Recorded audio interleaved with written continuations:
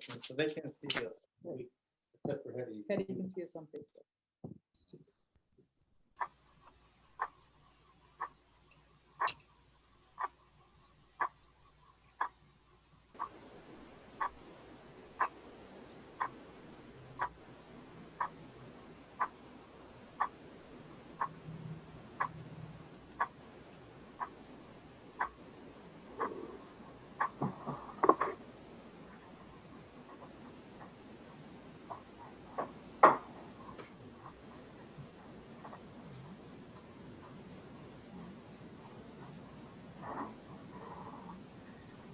We are muted.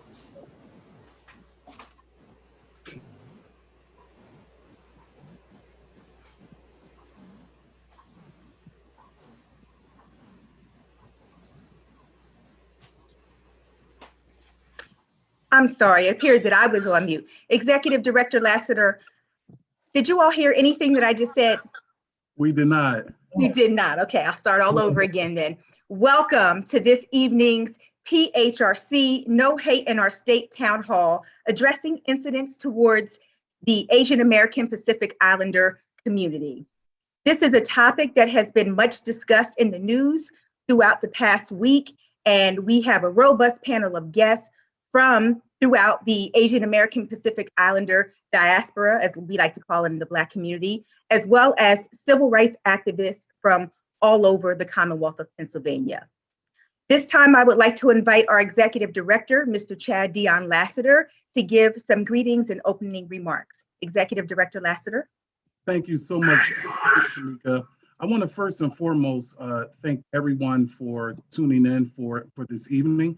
I want to thank the panelists for accepting our invitation. Also want to acknowledge our chairman, Joe Bolstein, who is with us this evening, our vice chairwoman, Dr. Raquel Yanks, and there may be some other commissioners.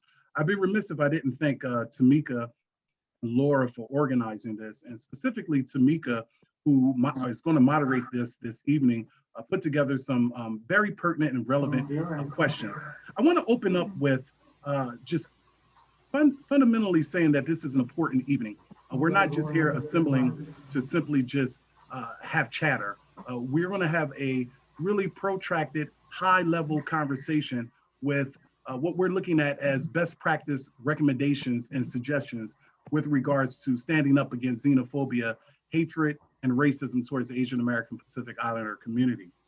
Theodore Parker, who was a reforming minister of the Unitarian Church, once articulated the following: "The arc of the moral universe is long, but it bends towards justice." That was Theodore Parker. Abraham Lincoln, over the years that he was living, and certainly Dr. Martin Luther King Jr., all echoed this same quote, but the quote is attributed to Theodore Parker. Nevertheless, Dr. King said, "Darkness cannot drive out darkness. Only light can do that. Hate cannot drive out hate. Only love can do that." Once again, welcome. Looking forward to being on this panel with these amazing panelists and this brilliant moderator. Thank you so much. Thank you, Executive Director Lassiter. I could do that. Again, we would like to ask all participants, if you are viewing the program, if you could please place yourself on mute if you are not participating on the panel. Please, we would ask that all guests would place themselves on mute so that we do not hear your families in the background with dinner and dogs barking, etc. Thank you.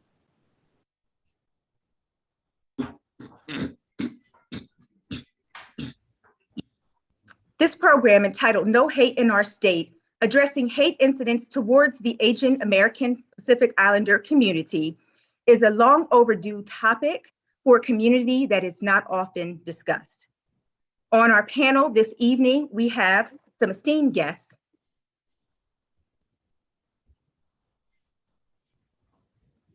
Executive Director Chad Dion Lassiter of the Pennsylvania Human Relations Commission. State Representative Patty Kim of the 103rd Legislative District of the Democratic Party. Lieutenant William Slayton, Heritage Affairs Section Commander of the Pennsylvania State Police. Ms. Stephanie Sun, Executive Director, Governor's Advisory Commission on Asian American Affairs. Dr. Walter Palmer, professor, University of Pennsylvania School of Social Policy and Practice, civil rights expert, and he has been a staff member at the University of Penn for over 50 years. Mr. John Chen, executive director of the Philadelphia Chinatown Development Corporation.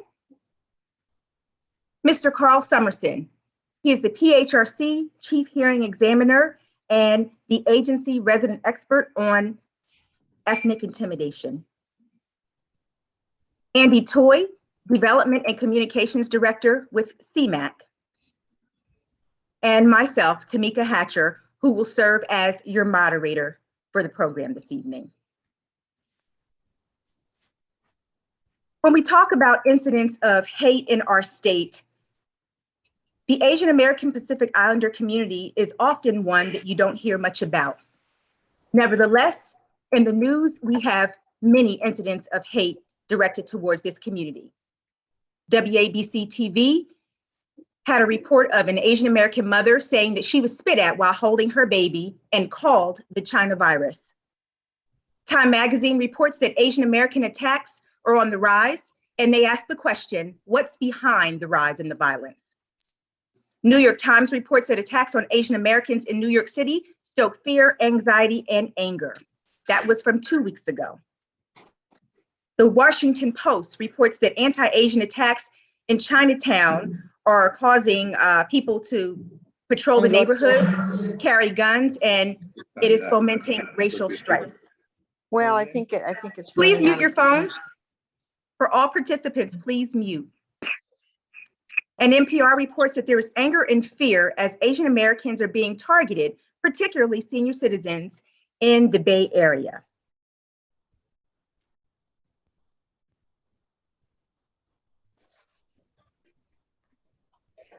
So our discussion this evening is going to center on these incidents.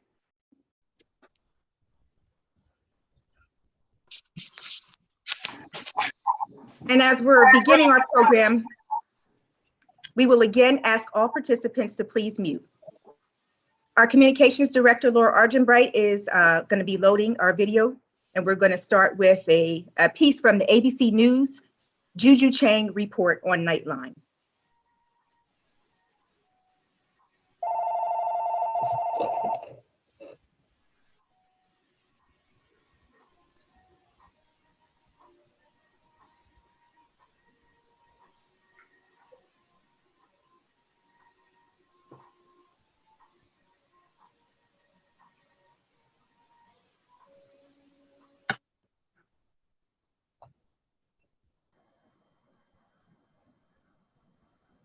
Laura, we can't hear the video.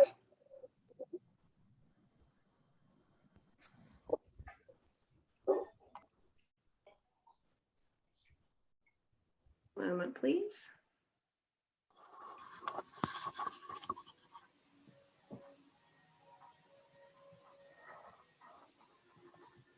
We thank you all for bearing with us as we work through the technical difficulties. Can you hear them now? We cannot.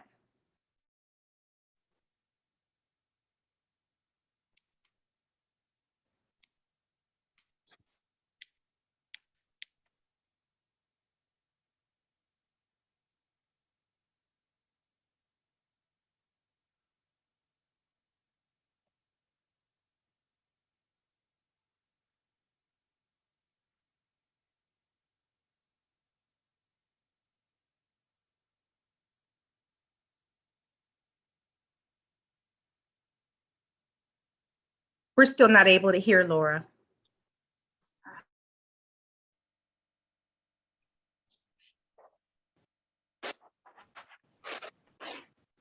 Apologize. In all of our testing, we could hear it today.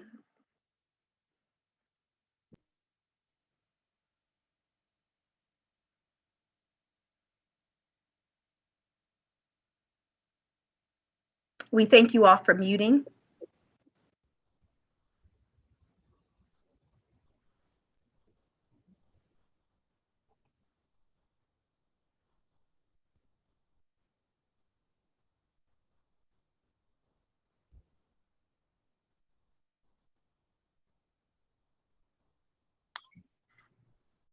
Are you still not hearing? We still are not hearing Laura. I can. Tamika, Marcia from our Carlisle Advisory Council, she just sent something in the chat that may be able to provide an opportunity for us to hear this. Sure, I see that Marcia Berry says that there's something called an enable computer sound that you may need to activate. Publicly. Can you hear it like now? The China flu. Yes, we can. Thank you. If you can just take it back to the beginning, please. Unapologetically. Sorry about He that, helped- guys. Been an invisible problem. The violence against Asian Americans surging throughout the pandemic. This week, police investigating new incidents from a street in Seattle and a laundromat in San Francisco, to New York City, where a 56-year-old man was beaten for no apparent reason. Attacks targeting our neighbors, our friends, our loved ones. A woman viciously shoved, a 71-year-old lady punched in the face, a 36-year-old man stabbed in Chinatown on his way home from work. These attacks seemingly escalating over the past 2 months, prompting more than 1,000 people to protest in Oakland, calling for solidarity against Asian American violence. Thank you for coming through. Now the simmering anger boiling over, an uprising to stop the hate. It is something in the psyche of this country where somehow it's okay to physically or verbally abuse Asian Americans. We're being scapegoated. And this is not just one community. It is every community. Hollywood stars, athletes, Congress members, activists, and everyday Americans joining forces against not just the violence, people got punched and pushed over. We have elderly who are being attacked. but the casual racism Asian Americans endure every day in this country. I've always kind of been the token Asian guy, or I've always had to prove myself a little bit more. Basketball player Jeremy Lin of the Warriors G League called coronavirus on the court, speaking up in hopes of paving an easier path for others. When the next Asian or Asian American comes along, that they won't have to fight as hard or fight uphill to be able to show what they can do. And actress Olivia Munn lending her star status to the fight. When I look in the mirror, I see an Asian American woman. I don't just see a woman. Like so many, Munn says the COVID-19 pandemic has been weaponized against Asians and Asian Americans. I really was paralyzed. I didn't really know what to think, what to say. When the previous administration said things publicly, like the Wuhan virus, The China flu. The China virus. The plague from China. We have to be accurate. unapologetically, he helped to stoke the fires of anti-Asian violence against our communities. Stop AAPI Hate began collecting more than 2,800 reports nationwide of anti-Asian hate between March and December. Olivia, look up. Munn says her mission became personal after her friend's mother was attacked. Take me to that moment when you saw the surveillance video of your friend's mom being attacked. What went through your mind? I was in shock. I mean, she's a very tiny woman, and she is hurled through the air to the point where her body is horizontal, her legs are flailing. And I think about my own mother, I think about my aunts, I think about the people in my family and how it could have happened to any of them. Munn told us her friend's mom didn't even want to report the crime at first, but after the suspect was arrested, she now feels like she matters. Tell me how the younger generation is responding to that sort of cultural need to sort of stay quiet. Are younger Asian Americans being more vocal? Yeah, we're being a lot more vocal than our parents and grandparents. I mean, there was this conditioning for the older generation to accept being a second-class citizen in your own country. Just surviving and not dying shouldn't be the aim for our families. You know, it shouldn't be the aim for anyone. Our parents, our grandparents, they paved the roads for us. And now it's our turn to take them back to the front of those roads and walk them down those paths and say, like, look, you belong here. You're an American and it's safe. One of the videos that helped spark this fresh outrage, the senseless death of 84-year-old Thai immigrant Vishar Ratanapakdi, knocked to the ground while on his morning walk. The horrific video getting the attention of so many people, including actor Daniel Day-Kim. It was a very visceral response. I got very angry. This is now a year of these kinds of things going on, but it was disheartening to see how many people did not know. Police arrested a 19-year-old suspect who pled not guilty to murder and elderly abuse. His lawyer insists the attack was not racially motivated because the victim's face was fully covered with a mask and hat, so there was no knowledge of race. His lawyer instead calling it a break in the mental health of a teenager. But while Vishar's death made headlines, propelling this issue to the forefront, it's his life his daughter and son-in-law want to honor. Happy birthday, dear Glenn. He's a family man, gentleman. He's taking care of our family. Even though Vishar's attack, like countless others, are not being investigated as hate crimes, it's still drawing attention to the alarming surge of xenophobic attacks. You need to leave. Asian piece of Oh my God. Go back to whatever Asian country you belong in. Montana says she's trying to find hope. It isn't easy. I've been outside with the kid, and then I've been attacked verbally. They're yelling, and then you are sick, you are wireless Asian. How did your kids react to that? We know it's a violence. We just walk away. But that pain pales in comparison to her father's murder. I miss him a lot every day. He's a caring person. We can't believe this happened. Many in the Asian American community are harnessing the power of social media to share information on attacks and help hunt for suspects. My colleague Dion Lim of KGO TV in San Francisco is a prime example. On social media, things are different.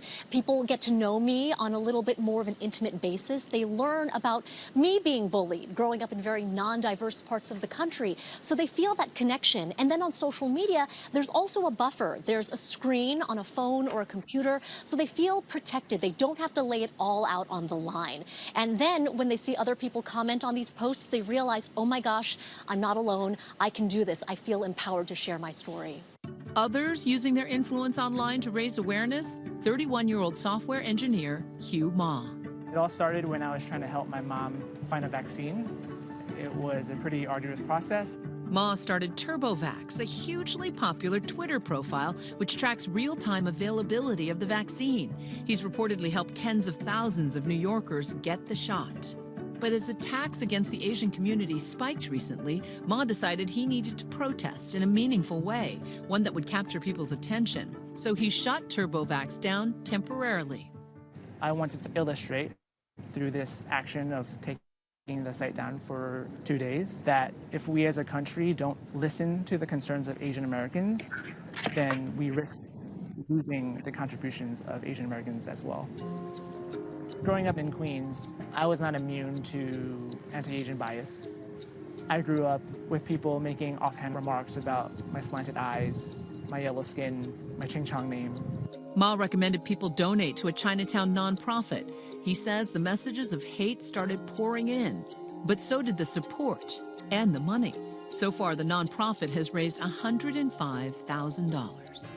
I just hope that my experience can show others that as long as you take the initiative and stand up for what you believe in, I think that you can make real change regardless of however big or small you think that may be.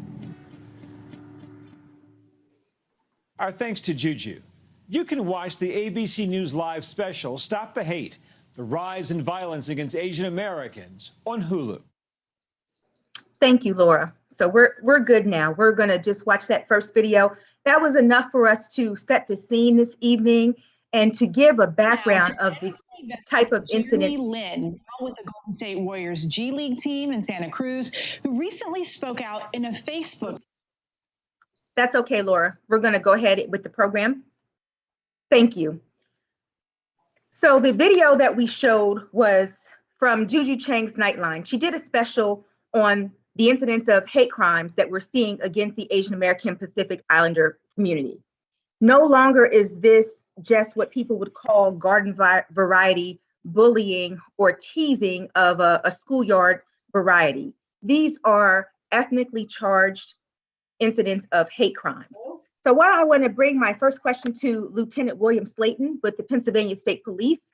Lieutenant Slayton is the commander of the Heritage Affairs section, and he is responsible for going around the Commonwealth and responding to incidents like this, and also training throughout the Commonwealth. So, Lieutenant Slayton, the first question is for you. As the commander of the Heritage Affairs section, has your division seen an increase in racially and ethnically motivated violence against the Asian American Pacific Islander community in Pennsylvania? Thank you so much for that question, Tamika, and thank you to the PHRC for hosting such an important discussion. What's happening to our Asian American community members is such a tragedy, and it is not tolerated by the Pennsylvania State Police, and it should not be occurring. We have only had one reported case of anti-Asian bias related to the coronavirus, and we swiftly made an arrest in that case. However, that's no cause for celebration. We know these instances are occurring, and we know they're underreported. In addition to that, we know sometimes the victim is reluctant to report it, or there may be some type of language barrier. So I would encourage all victims of hate and bias type crimes, if you have a friend or relative and you know they were a victim of that crime, please report it to the Pennsylvania State Police. There are several ways to do it. You can call 911. You can call 1-800-4PA-TIPS. That's TIPS. Or you can email us anonymously at tips, TIPS, @pa.gov. And we will diligently and thoroughly investigate the crime and make sure the perpetrators are apprehended. So in short, Tamika, we've only had one reported case, which we all know is extremely no and not indicative of what's actually occurring. And fortunately, we made a swift arrest in that case. For more information on the Pennsylvania State Police Heritage Affairs section or hate crimes, you can also visit us at psp.pa.gov. Thank you so much, Lieutenant. We appreciate that. So we heard in the video that at that time, there were approximately 2,800 reports of Asian American violence that had been called in all over the nation. That is now over 3,000. So my next question is for Representative Patty Kim. Representative Kim, you represent the 103rd Legislative District in Harrisburg and Stilton areas of South Central Pennsylvania, where there's a richly diverse community who identify as AAPI, either by nationality, race, ancestry, or ethnicity. And you enjoy broad support from the community, not just from around the state, but from all over the country. So what are some issues that your constituents are facing, both pre and post-COVID? Ms. Hatcher, thank you for that question. And thank you, PHRC, for putting together this important town hall. I'm grateful to be here. So my district is no stranger to hate crimes in terms of being the victim. It's been an exhausting 6 years for Central PA. Back in 2016, we had a mosque in Stilton receive a very hateful letter that sent a ripple effect to the Muslim community of fear. In 2017, the Jewish Community Center in Harrisburg received a bomb threat and had to quickly evacuate. They also housed the Silver Academy with young children. They all had to leave the building right away. In 2020, we had a hate symbol spray painted on a synagogue in Harrisburg. And it was very painful to see my constituents suffer like this. My community is very good now at running towards the pain and quickly responding to these incidents and to express our support and love for them. So we have bonded during this very exhausting time. Having the Asian Americans now becoming a target is really disappointing. That video was really hard to watch in terms of, I'm sure for all of us, but you know, having a mom and an aunt and a grandmother, you know, it hits home. Recently, we had a Korean American mother of 2 young children, you know, just doing everyday things like crossing the street in Harrisburg, and 4 males yelled at her and taunted her, calling her the coronavirus. And this is actually a friend of mine, and she was just shocked and, you know, wanted to keep going because you don't want to scare the kids. And I know that, you know, hearing the lieutenant say we had 1 incident, I know for sure we have a lot more. And it's something that we have to work on. I think Asian Americans, not only in Central PA, but across Pennsylvania, we carry that fear that anything can happen at any time, that we would be the target, the scapegoat. And so these are scary times for a lot of us. And I'm just, again, appreciative of this dialogue and being able to raise awareness and come to a solution and how we can be more supportive. Thank you, Representative. How has the legislature responded to these issues? Has there been a position taken by the Pennsylvania legislature on this? So I am really grateful for the executive director, Mr. Lassiter. On March 26th, right after the shutdown, he encouraged me to come together and write a letter condemning the hateful acts that we are seeing. I think it was in California first. And that prompted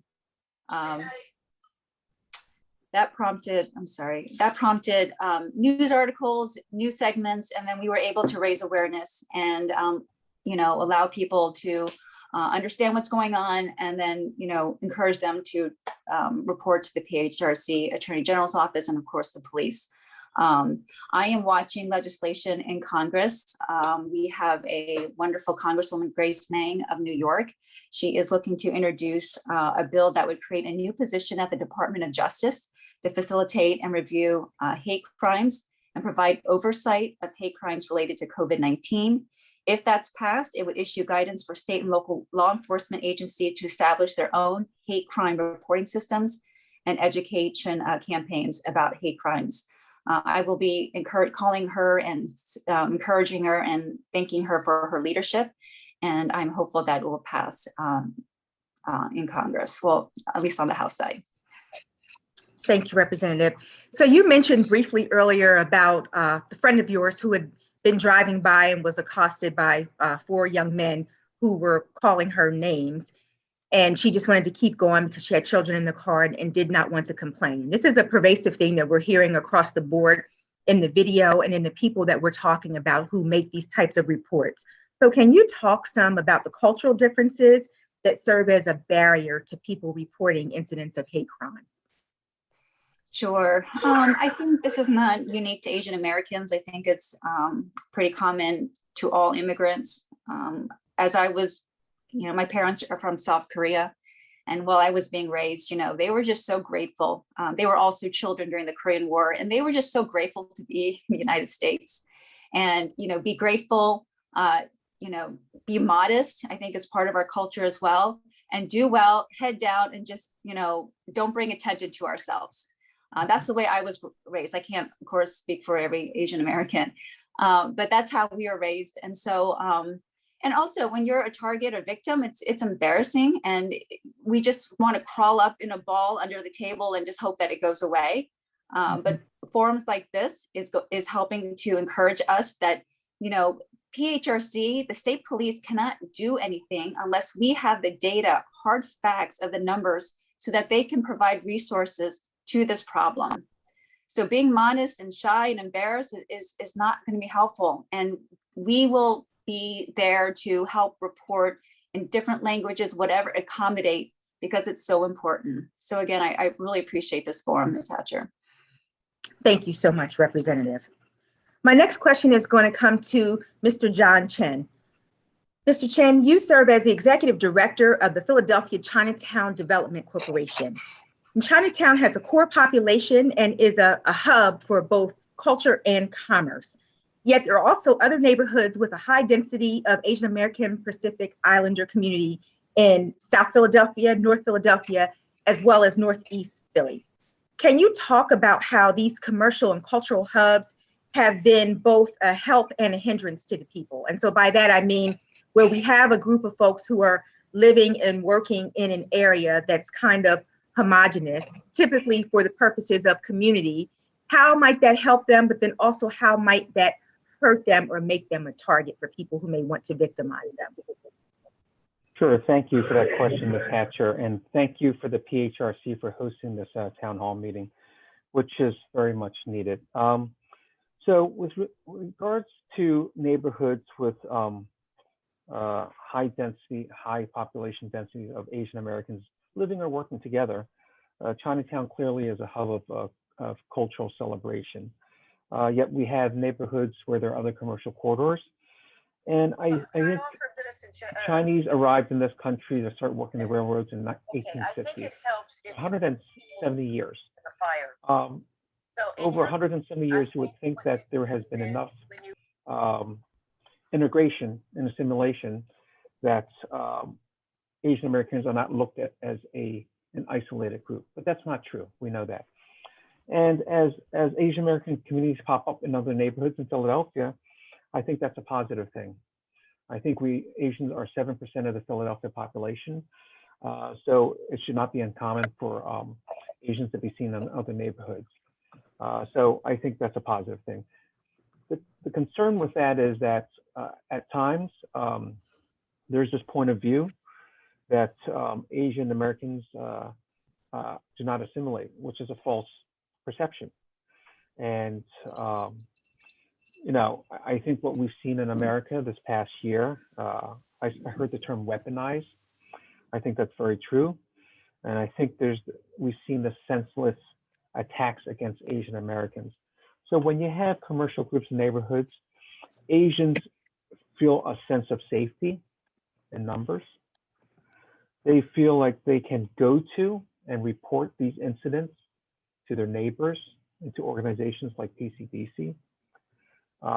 So these networks do help in the sense that they provide a sense of comfort and an avenue as a resource for Asians to report these incidents. However, like I said before, the concentration of Asian Americans can cause racial conflict, especially in neighborhoods outside of Chinatown. We have seen these incidents, and it's been very unfortunate. Thank you, Mr. Chen. Can you tell me a little bit about how businesses have been impacted in Chinatown and other commercial corridors in the AAPI community because of the COVID-19 pandemic? Businesses in Chinatown are struggling like any other business. Because we're in downtown Center City, Chinatown businesses actually rely on the tourism business and the convention business, which has been shut down. So everyone's surviving, and they're definitely not thriving.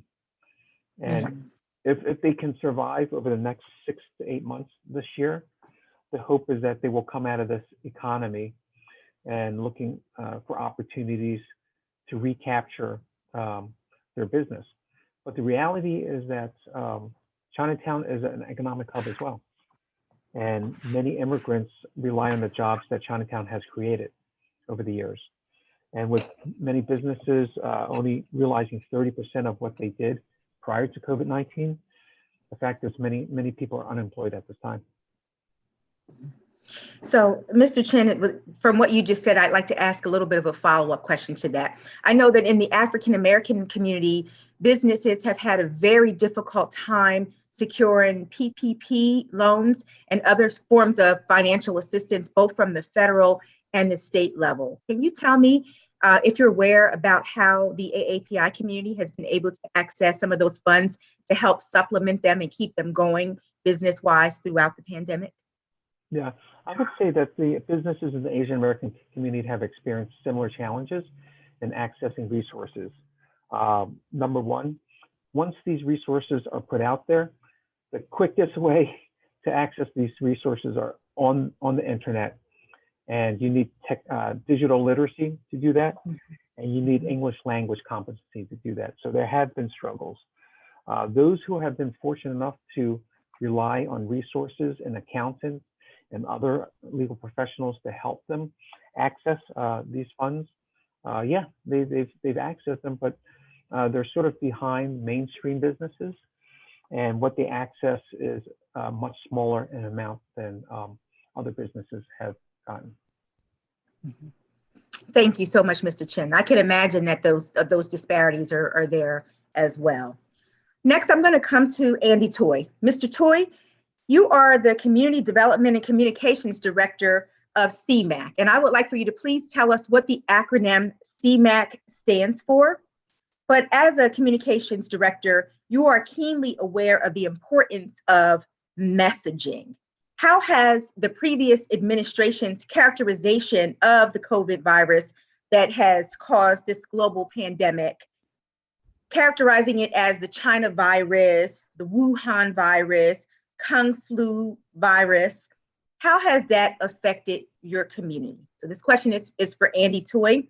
Just please tell us first, what does CMAQ stand for? And also just talk about that messaging that came out of the Trump administration and how that has affected the community. Sure. Thank you, Tamika. Can you hear me all? Yes. Okay. First of all, CMAQ stands for Southeast Asian Mutual Assistance Associations Coalition, and therefore that's why we call it CMAQ. But actually, it's more than that, because CMAQ is an organization that works, our mission is to work with immigrants, refugees, and marginalized, economically, socially, and politically marginalized communities in the Philadelphia area. And that includes everybody, just about, many of us here, actually. So it's not just limited to Asian Americans. And in fact, a lot of the people we serve are in other communities of color and marginalized white people as well. But I also want to make sure I thank Chad Lassiter in particular. And we have a lot of old friends, not old friends, but friends that we've known for a long time, like Dr. Palmer and Patty Kim and all the other panelists who I appreciate. And thank you for hosting this. And I'd also like to say that it's the solidarity that we need right now.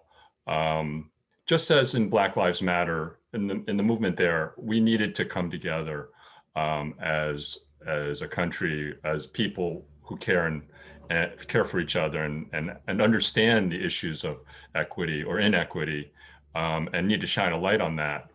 And I'd like to mention that Chad was one of those people that called it out last summer when a woman, a Chinese woman on Walnut Street, was punched in the face for no apparent reason, but we know what the reason was. We all know what the reason was.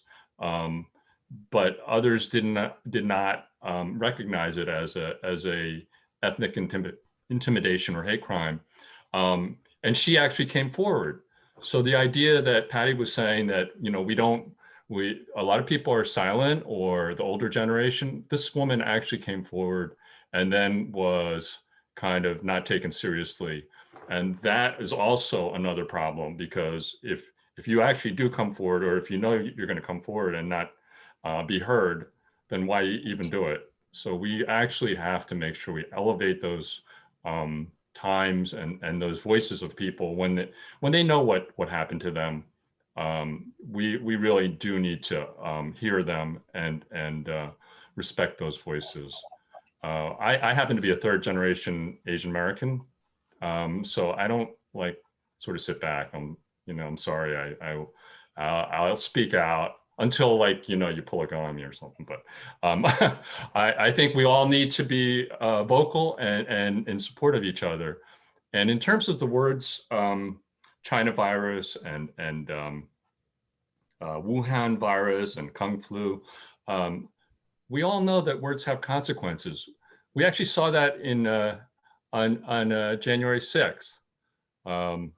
That was the ultimate consequence of January 6th, right?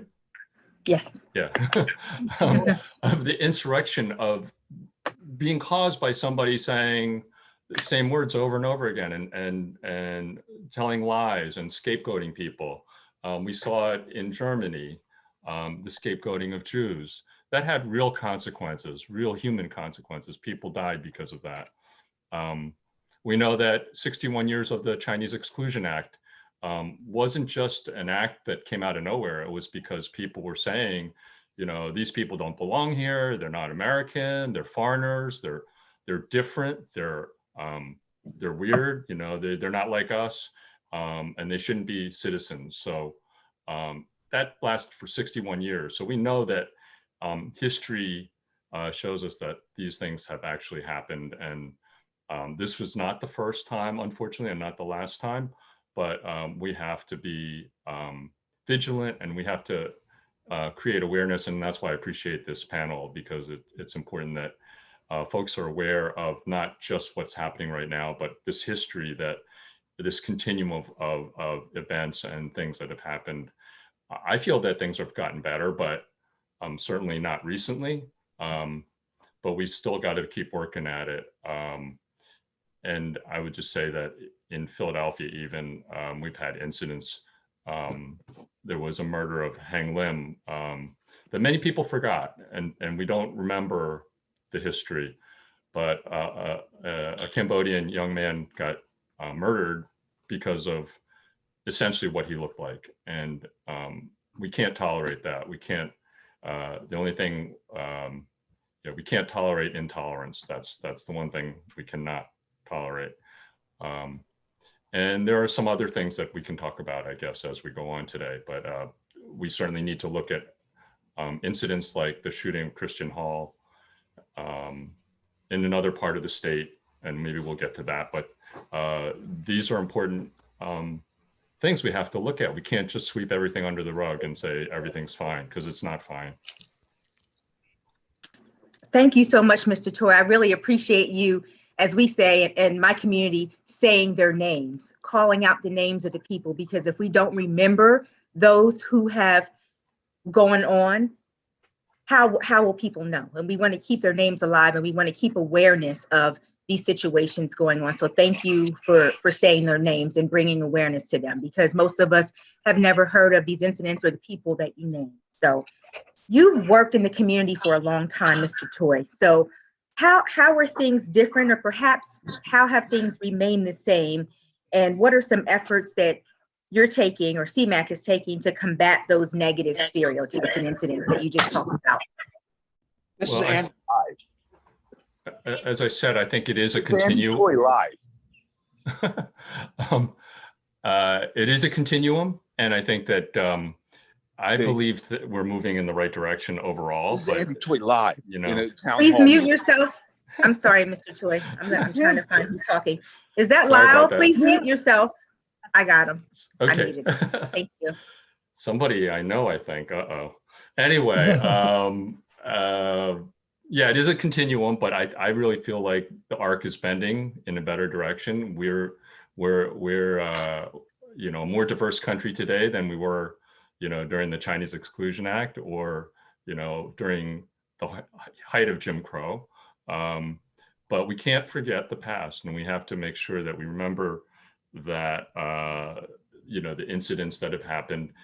I remember back to, well, I was probably a child then, a very young person, when the Vincent Chin incident happened, who was murdered in Detroit because he was mistaken for a Japanese person. He was a Chinese person, and somehow Japanese people were being blamed for the loss of the auto industry. So obviously there will be things that might happen in the future, but I think if we are working in solidarity, and the other one point I'd like to make is that the Asian American community is actually really contributing a lot to our to Philadelphia and various communities around the country. In Philadelphia, CMAC, for example, and I know PCDC and others as well, have been doing a lot of food distribution. And it doesn't matter what you look like, you know, everybody is, there are a lot of people that are hurting right now, and we're really doing our job to try to make life better, quality of life better for everyone. So it's through those kind of acts of kindness, I think, that it really helps to make people see that we are all in this one boat together, and we need to work together to make it a really beautiful ship. Thank you so much, Mr. Toy. And the video that we saw from ABC News with Juju Chang, she was talking with Hugh Ma, and he was the founder of this TurboVax that's helping people find the vaccines. And I thought it was really poignant that for just a day, he shut down the website just to kind of flex and show the strength of the Asian American Pacific Islander community, that without our community and our contributions that you talked about, where would we be as a society? What would we do? And how we are working together in tandem, hand in hand, to help all of us get through this global pandemic. So it's not something that just this group of people has caused. You too are being affected by it, and you too are working to help us solve the problem and get through that. So thank you so much for all of your work that you do. I'd next like to come to Stephanie Sun. Ms. Sun is the Executive Director of the Governor's Advisory Commission on Asian American Affairs. And so, Ms. Sun, I'd like to ask you, what has the commission done to address hate crimes and discrimination, as well as to promote positive acceptance of the Asian American Pacific Islander community? Thank you for the question, Tamika, and thank you again to PHRC for setting up this very important and timely town hall. I'm very honored to be here. Thank you so much. To address to the recent spike of the racial violence and discrimination against the Asian community, on February 22nd, our commission, the Pennsylvania Governor's Advisory Commission on Asian Pacific and American Affairs, issued a public statement commending racial violence against Asian Pacific Americans. Since then, we have released 4 more versions of the statement in most commonly used Asian languages used in Pennsylvania, which are simplified Chinese, traditional Chinese, Vietnamese, and Korean. And this week, we're releasing 10 more Asian language versions of the statement in Arabic, Gujarati, Hindi, Nepali, Bengali, Khmer, Urdu, Punjabi, Japanese, and Sinhalese.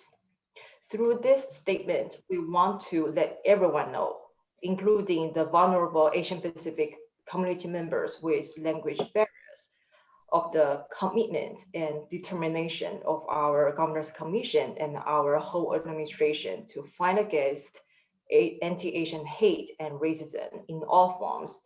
Hate and racism have no place in Pennsylvania, and we want the Asian Pacific community members to know that we're here for them. And for the social justice and humanity, we encourage victims and the victims of racial violence and discrimination to speak out and call for all Pennsylvanians to stand up against the anti-Asian hate and racism in all forms.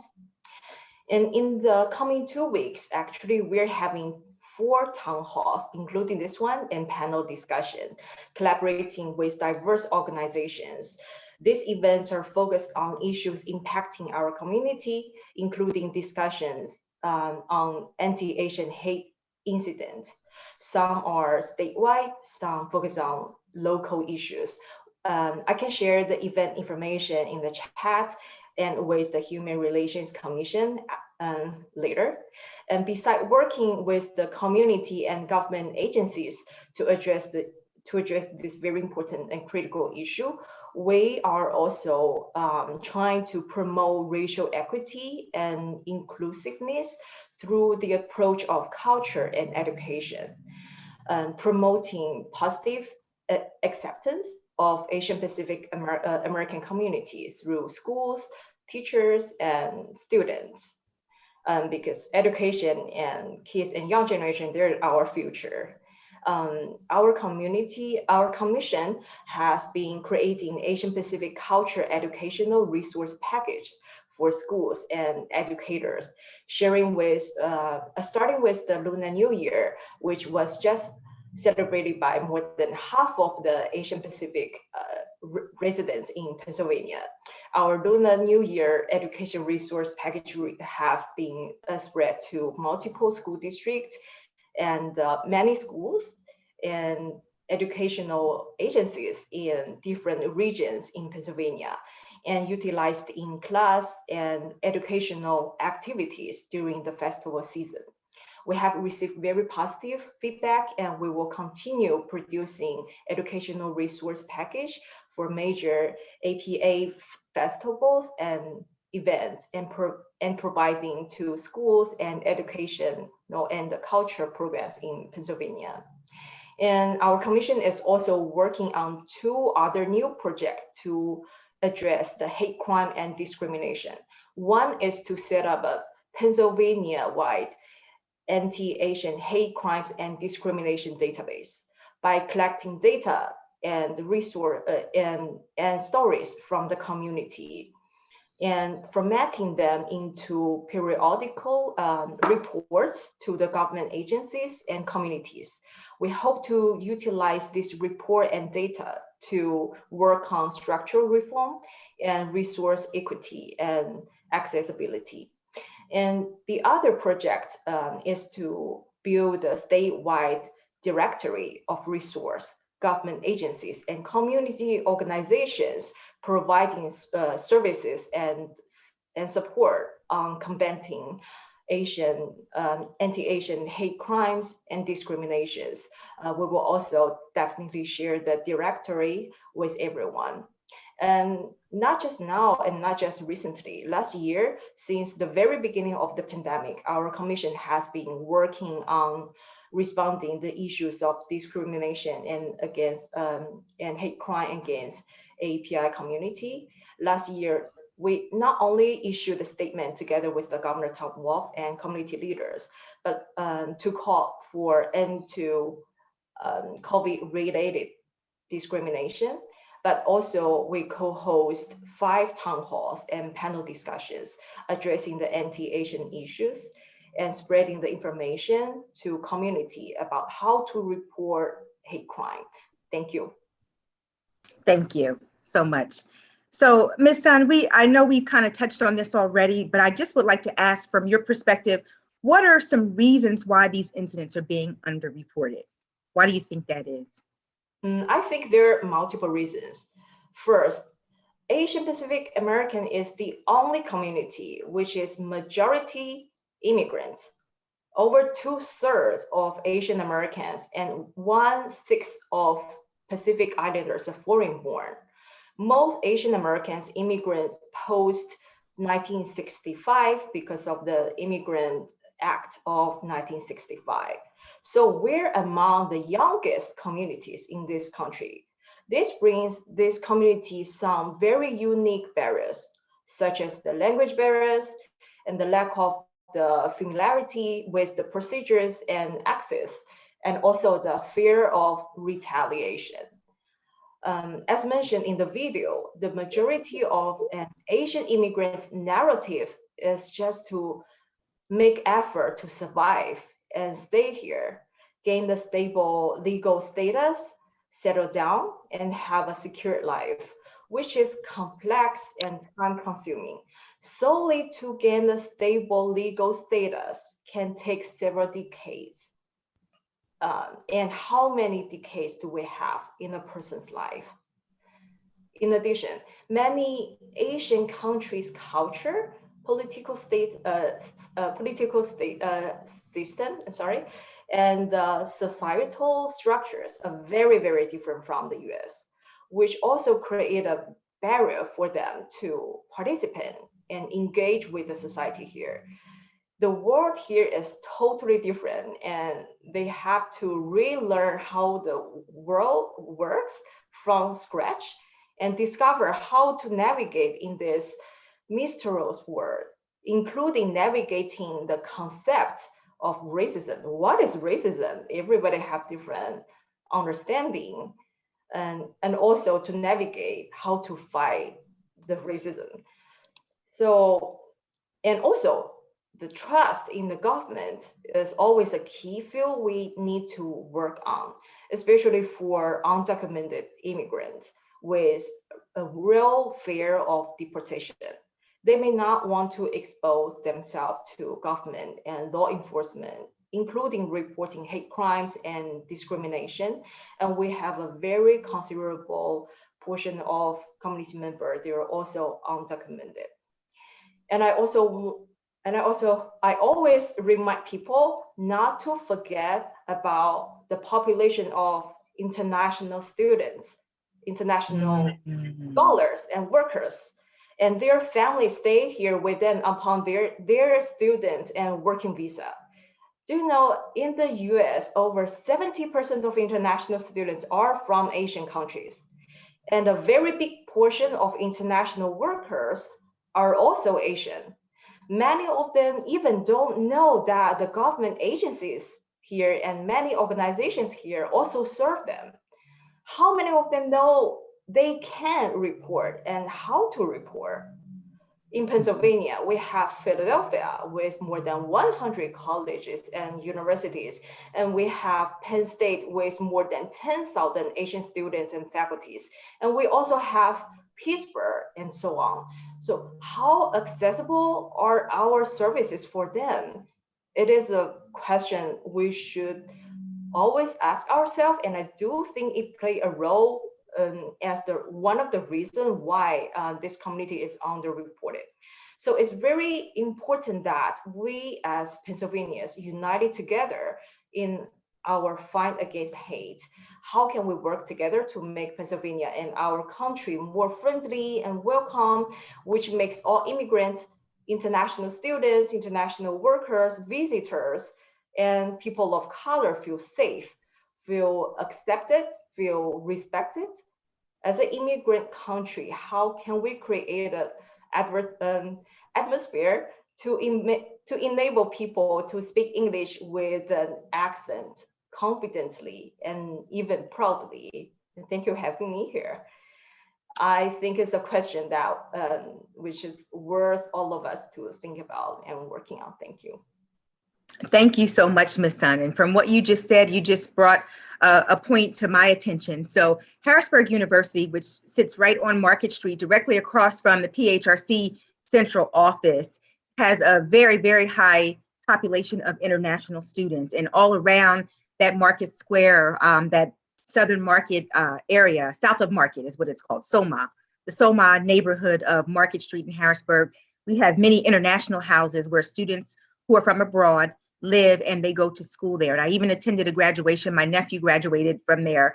And many of the students, probably upwards of 90% of the students from the graduate program, the master's program, they were from Asia. And so I'm making a mental note for myself and for our executive director to do some outreach to the students across the street. And I do know that some of our commission board staff are actively involved with Harrisburg University, and we will make outreach efforts to make the students aware that if they have some complaints or if they are experiencing some discrimination on the street, they may come and file complaints with us. So thank you so much. Thank you so much. We're anytime we have a town hall, we're coming into the community. It is important for us to center the voices of that community and the people who are experiencing these incidents. And in this town hall, of course, we are focusing on the Asian American Pacific Islander community. So I want to ask our panelists who I've spoken to already, Representative Kim, Mr. Chin, Mr. Choi, and also you, Ms. Sun, as people who belong to the Asian American community, how has the hate and violence that we have seen, how has it personally affected you? And I'm going to come to you first, Representative Kim. How has it affected you and your family and your communities on a visceral, personal level? Have you felt angry or fearful? I would like for you to just address that, how it's made you feel. I said earlier, the images of the elderly being pushed down, obviously for all of us, no matter what race you are, it's disturbing and it's scary. I feel that, because I'm an elected official, not that I have any security guards. I don't have security, but in my position, I feel like I'm in a bubble, and that if I was attacked, Capitol Police would be on it in 2 seconds. So I feel a very strong responsibility to speak out, being the only Asian American woman in the General Assembly, and to reassure my fellow Asian Americans that we have your back, that we will support you, that this is uncalled for. And, it's a little bit, tension. I'm again very glad for Mr. Lassiter to kind of push me out front, because, I don't want to call myself typical, but, to bring attention to ourselves is sometimes difficult. So just the partnership here has been amazing. And the, non-Asian Americans here supporting us it means a lot to us. So I'm just very grateful for that. And it's forcing us, not that we haven't been organized, but it's forcing us to organize at a different level, because these are very challenging times. And I hope that we are stronger together after when this is over, hopefully very soon. And I would never be on the same panel with these folks, like Mr. Chen. I don't think we've been on the same screen together, and Dr. Palmer, just meeting him. So anyways, there's just a lot of benefits during these difficult times. Thank you. Thank you, Representative. Mr. Chen, I'm going to come to you next. Sure. Thank you. After watching Juju's report, it just brings emotions of despair. I feel despair. I mean, I grew up in Philadelphia, and I've lived in a very diverse city. So I feel very confident regardless of where I go. But however, I feel despair for my fellow Asian Americans. I empathize with their fear. I've heard them tell me that they don't want to go out in public. They don't want to take public transportation, even though they have to go get groceries. And this is very upsetting and angering to me that some of my fellow Asian Americans don't feel safe enough to go out and just live life normally. They feel they have to shelter at home. I've heard concerns about going back to school. Parents are very concerned about what's going on in this nation, that these incidents might occur in the public schools. So many families are being driven and acting on fear of being attacked. And this is very troubling to me. That's why I feel that your form that you've presented tonight, this town hall meeting, is so important, because ultimately we don't get beyond racism unless we improve and increase education among all people. I mean, that's the road to overcome hate and racism. And I know we have a long, long road to go. And I'm looking forward to hearing Dr. Walter Palmer talk about this, because he's been at it a long time. Thank you so much. Mr. Toy, going to come to you next. Sure. So my first reaction to some of these things is, I have to say, I'm just pissed off, right? I mean, that's the first reaction, when people are intolerant or ignorant, there needs to be some learning or punishment sometimes, unfortunately. But sometimes, but we want to teach people, really, and people need to learn how to love one another, and they need to be build relationships across boundaries. And I think that's part of the problem, that we're not building enough of those cross-cultural connections that the Human Relations Commission is going to help us to do over time, which is really important. And the bottom line is, I think also the silver lining, as I think a couple people said, is that this is sort of a teachable moment. We are making more people aware of things that have been not, this is nothing new, unfortunately. So it's important, just like George Floyd's incident was a catalyst. We don't want that to happen, but having a greater awareness of the general public of all these things that have been going on for years, but just more so now, I think is important. Yeah, and I'm grateful for a lot of friends and allies in this. So I don't feel like we're alone. We're not alone in this. Thank you, Mr. Toy. Ms. Sun, do you have any reflections on just how this is affected you and the people that you know on a personal level? Recently, many of my non-Asian friends told me that they're very, very surprised by what they heard recently, and they didn't know discrimination against Asian has been around for so long.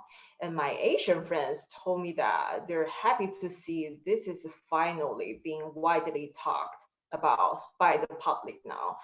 As we may know, that Asian American has been in this country for more than 170 years, with the first group arriving around 1850s, and they met discrimination almost right away. And we know the Chinese exclusions, and also during the World War II, about the Japanese internment. Those all happened like through the, we can see very clearly there's a very long history, even more than 100 years about the discrimination against Asian. So even pre the pandemic, many Asian American community friends, community members experience discrimination in their daily life. people asking, where are you really from? People are saying things like, go back to your country. People making fun of Asian accents, making fun of Asian food, making fun of Asian looking face. This all unfortunately still exists, either in everyday interaction, AAPI people in interaction with others, and also even in some pop culture. So I have been hearing a lot that from the community that, yeah, it's finally being widely talked about by the public now. And as Andy and other panelists shared, that it's a very critical moment and very educational moment, and we should all think together and work together to think about how we can work together to educate the community, and also find out how we can proceed forward. Thank you. Thank you, Ms. Sun. And that brings me to Dr. Palmer. Dr. Walter Palmer is a professor at the University of Pennsylvania and a longtime civil rights activist and advocate. And so, Dr. Palmer, you've been a part of social justice movements in this country for a long time. And the feelings that we've heard our Asian brothers and sisters talk about this evening, how they're feeling angered, how it brings up sadness, all of those things. These are feelings that to us as African Americans, we're certainly no strangers to. However, the last year, during this period of pandemic, we have seen racial and ethnic violence against Black people at an all-time high in this country. And we are, again, no strangers to this. It's been happening for a long time. So can you talk about some of the parallels between the African American and the Asian American community in this country and the discrimination that these groups face? Thank you so much. I'd like to thank Chad and you and the Pennsylvania Human Relations Commission for this panel. I think it's very important, and I think it should be continued, not just beyond today. Sometime in September, close to September 16th, I was invited by the University of Pennsylvania Medical Institute to give a presentation. I was in the field of medicine and was trained at Penn Medicine many years ago, shortly after high school, and went to Children's Hospital and became director of cardiopulmonary care for 10 years. And while I was there, I continued on this trajectory of trying hard to expose this concept of racism in American society. So my talk in September to the doctors was about how I was racialized and what I did to try to deconstruct the racism inside of me. And I challenged everybody, some 1,500 more people, to look in themselves in terms of what kind of racialized, implicit and explicit biases they have and how they're going to work on them, and not just point at other people. And when it got to one point, I was using anecdotal stories about how I worked on myself. I gave a point sometime when I was about 17, 18 years old. There was a young man who was going to, I think, Drexel University, if not Penn. He was Asian, and he was beat to death. He was killed in my neighborhood. I lived at 36 at Market Street. He was killed at 38th and Baring Street. My neighborhood extended over to Lancaster Avenue. And this young Korean, Inahu, I never met him, didn't know him, but when I read the news, I was horrified. And so what I did was I organized a number of young men in my neighborhood, and we went looking for the people who had did this heinous act against this young man. You don't have to be Black or be Asian or be other in order to feel the pain and the hurt that takes place when these things happen. And so I talked about other instances and how I was racialized. And it's important, I think, for us to understand that all of us in this country are racialized. We're racialized in these behaviors that we have. And just like State Representative Kim was saying, the reality is that the Asian community has been defenseless in this country for many, many years because of the cultural norms of their way in which they react and respond to things. And sometimes going back to the 1850s, when they first came here. They really believed somehow that if they sort of quiet and they stayed underground, and they even created underground enclaves, right? That they would be so innocuous, nobody would ever see them. But I talked about the fact that at the end of the talk, that I called for the medical community, University of Pennsylvania, and other medical practitioners around the country to join me and the Palmer Foundation in calling for a finality for racism in America, and calling for us to put together a petition, a national and international petition, to petition the United States government to declare that racism in American society is a national public health crisis. Now, that was not the first time that I'd been a part of something like that, because when I was in Children's Hospital, and during that time, over 50 years or more ago, I joined in the Medical Committee for Human Rights. We called for it back then. We called for a national declaration and never got it. And isn't it ironic, a month or two after I made that presentation, the American Medical Association, who opposed us in the 1960s, they came out and declared racism in America as a national public health crisis. They were followed by the Public Health Association, the National Public Health. They said that racism was a national public health crisis. In the petition, I then asked that aside from the declaration, that the United States Congress structure a national long-term dialogue on race and racism in American society. This is what I believe is we have to do to force the government to use all of its resources to address race and racism in American society. We only keep kicking it down the road. The more we keep pretending it's going to get better, the more we close our eyes, the more we pretend it doesn't exist. The Jews in the 1930s, they closed their eyes many times when the brown shirts were being developed and the Bundist Party came into being. Many closed their eyes in Germany when in fact after Kristallnacht. You cannot close your eyes. In the African-American community, something that's very similar to what's happening to the Asian community, they were stripped of their histories, their culture, their civilization. How many people in American society know about the history and the culture and civilization of Asia? The tremendous cultures that go back thousands of years in China, Vietnam, Japan. When we were working with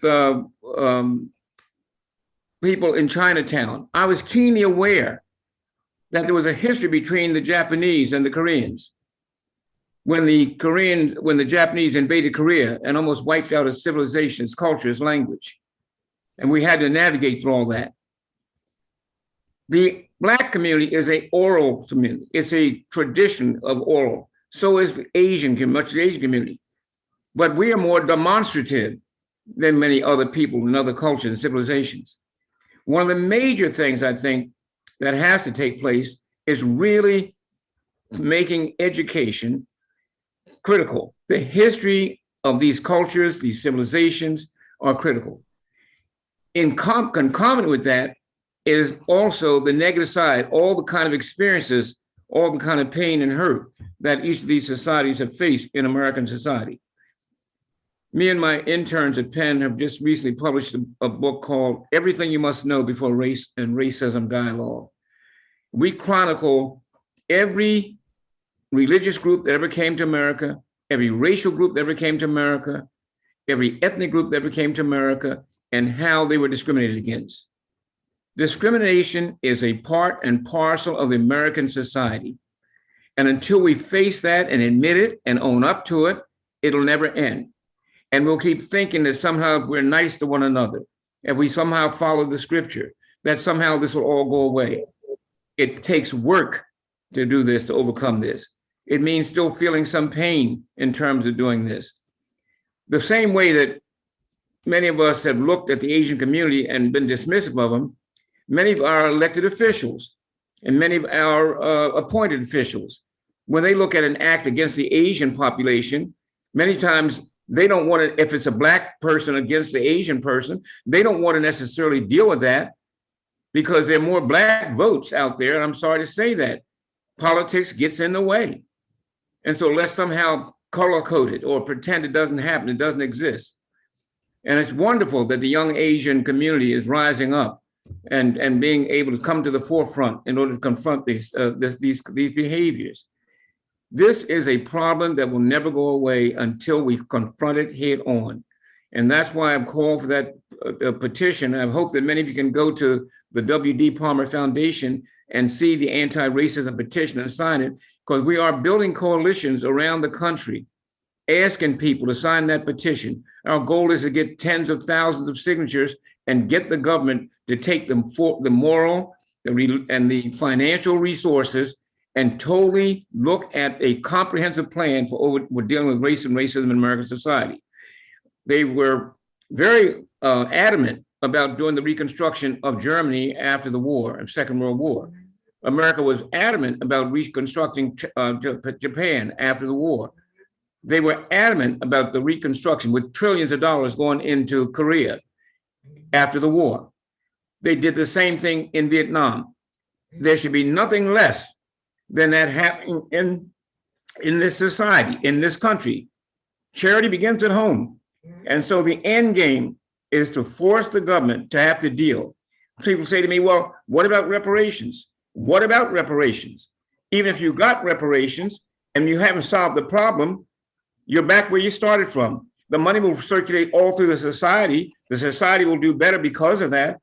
But what is happening to people based on race has still not been addressed. And I think that that is something for us to consider and to really recognize the fact that this must come to an end. Future generations should not inherit what it is that those of us, my generation, inherited and come away with the same result that the people of the disparate population of Asian people are facing.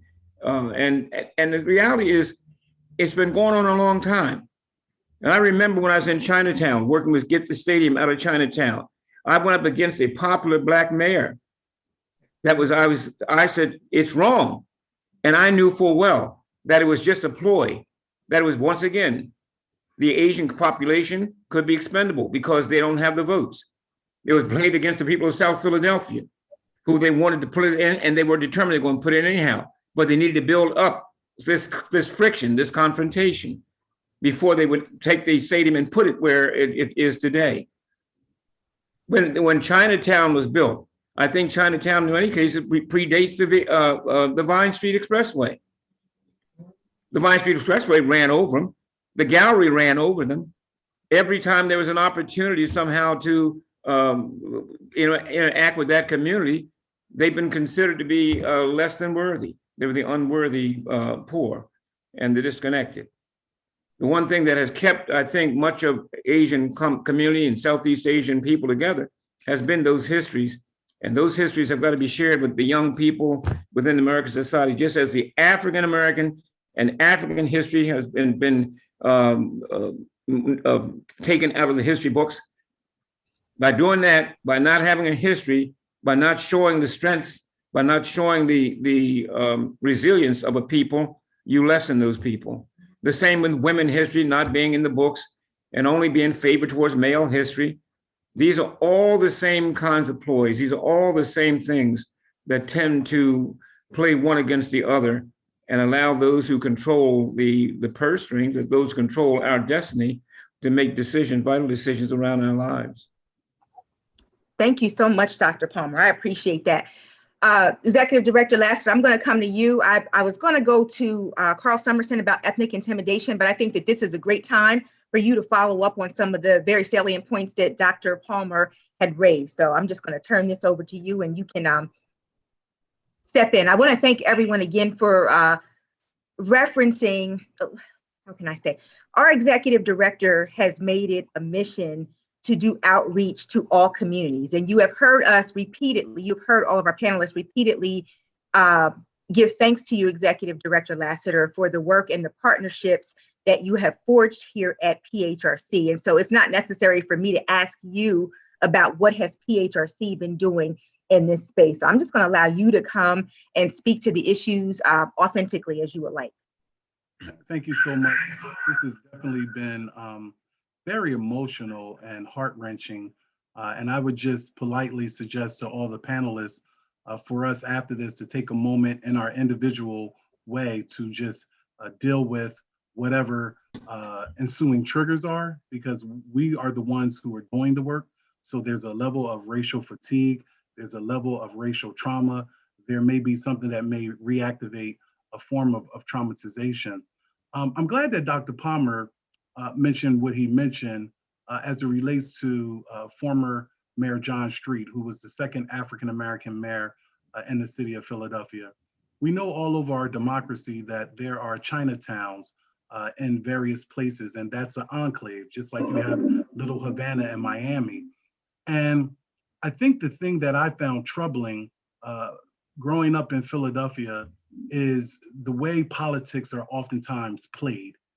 I've been an observer. I've been a person who's gone to court and testified. I've been a person that's mediated conflict when, let's say, 3 African-American males, and I'm not generalizing or stereotyping, have come out of Ben Franklin High School and they've attacked a Jewish woman coming out of Beth Shalom. That's right up the street. And be mindful that there's no debate about how that's looked at. And Tamika, you and I were talking about this. Ironically, you mentioned organic and fluid. You and I had this very conversation today. And then those of us who are from Philadelphia, we remember incidences, Dr. Palmer, Andy Toy, and John Chen of Gray's Ferry. And if 4 white males attacked a Black person, and they have in Gray's Ferry, there's no mistake about it, how we look at it. And so I was kind of troubled when I learned about the situation of an African-American woman who threw water in the face of an Asian-American Pacific Islander woman, then threw the bottle of water, it was alleged, and the data points it out, in her face, punched her in the face and called her a Chinese BICTH. And what struck me was those politicians who I grew up with and that I know, and Dr. Palmer trained, Congressman Evans and multiple others, who wanted to call it everything but what it was. I got calls, and I'm glad that Andy is not in affirmation. I got calls from the AG's office, connecting me with people. I took a lot of backlash where people were saying, well, how are you calling it a hate crime or ethnic intimidation? And there was a week of dark days because I was getting so many emails. I never even mentioned this to Chairman Bolstein or Vice Chairwoman Yanks or anyone. I'm saying it now publicly. And I was getting calls from folk who, you know, I did so many things with Mayor Michael Nutter under his administration. Was on the Board of Trustees, Philly Prisons 8 years, Community College of Philadelphia 6 years. Never heard from this administration, this current administration, until that incident. And I remember, and he knows this to be true, I called Carl, or maybe I walked in Carl's office, I don't recall, but I said, Carl, help me unpackage this situation. I said, Carl, I'm getting emails from the AG's office, I'm getting emails from here, people are attacking me. And I told Carl the scenario, and Carl Summerson, who's gonna be speaking, he said, all these political folk, they should allow this woman who attacked this Asian American Pacific Islander person, allow her lawyer to make the claim that it's mental health. They should not make that claim. The AG's office, everyone. And so for me, it was, when Dr. Palmer talks about working on yourself, I have been engaged in a form of ethnocentrism probably in about 15, 20 years. So when I see someone attack because of any protected class, whatever, I want to jump in. Anti-Semitism, let's go. Let's address it. Xenophobia, transphobe, let's go. And so this for me was just a nexus of my identity. And I was very troubled when Carl and I were on a call and the incident was being downplayed by this congressman and that congressman and this person and that person. And Carl did a high level job of explaining what hate and ethnic intimidation is. Words have meanings. You're going to see him on display. And I just want to say publicly, because it's not about me, I am because we are, but I want to thank Carl because he probably never knew that those were dark days. I called Dr. Palmer. Hey, Dr. Palmer, what can we do? And so I just want to briefly share the first thing we did at PHRC under the direction and leadership of our former chief counsel and our legal team was we put together COVID guidances. You can find our COVID guidances on our website. The COVID guidances listed in very culturally specific language, right? So we made it culturally relevant in Chinese, Mandarin, so many other languages, Spanish, and so forth. what to do if you were a victim of a form of unlawful discrimination in commercial property, public accommodations, education, housing.